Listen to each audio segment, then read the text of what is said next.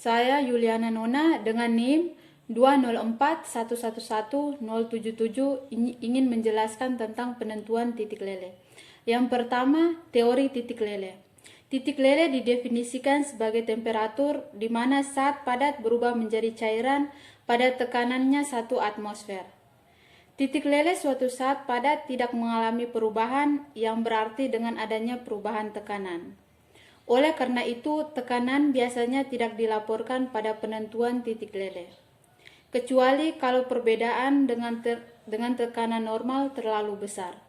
Pada umumnya, titik lele senyawa organik mudah diamati sebab temperaturnya di mana pelelehan mula terjadi hampir sama dengan temperatur di mana zat telah meleleh semuanya.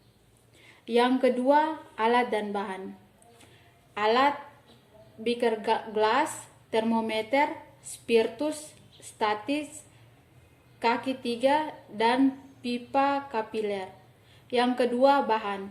Bahan yang digunakan adalah asam salisilat, asam benzoat, asam oksalat, dan minyak goreng. Prosedur kerja. Selanjutnya adalah prosedur kerja. Yang pertama, siapkan semua alat dan bahan. Yang kedua, bakar ujung pipa kapiler hingga tertutup. Yang ketiga, masukkan zat yang akan dicari titik lelenya ke dalam pipa kapiler tersebut, yaitu asam benzoat. Selanjutnya, rekatkan pipa kapiler yang berisi asam benzoat kepada termometer dengan menggunakan benang. Kemudian, masukkan minyak ke dalam beaker gelas. Selanjutnya, panaskan minyak dan celupkan termometer yang sudah direkatkan dengan pipa kapiler. Selanjutnya, amati hingga asam benzoat tersebut meleleh. Lalu, catat pada suhu kisaran berapa asam benzoat tersebut meleleh. Yang terakhir adalah hasil dan pembahasan. Titik leleh asam benzoat yang didapat adalah 108 sampai 112 derajat Celcius. Bahan: asam oksalat, asam salisilat, asam benzoat.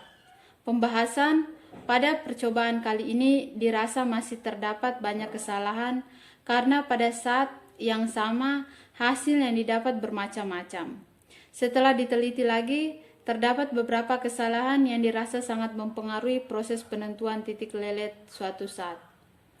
Misalnya, termometer yang tidak dikalibrasi, besar kemungkinan kesalahan yang terjadi sangatlah besar. Kelembapan zat yang diukur. Ketebalan pipa kapiler pun berpengaruh karena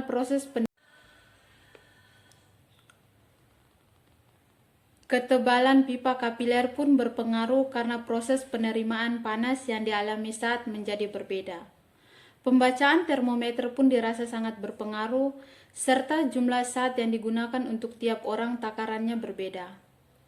Kesimpulan yang dapat diperoleh adalah termometer yang tidak dikalibrasi, kelembapan zat yang akan diukur, ketebalan pipa kapiler yang berbeda, pembacaan termometer, jumlah zat yang ditentukan untuk tiap orang tidaklah sama. Sekian dan terima kasih.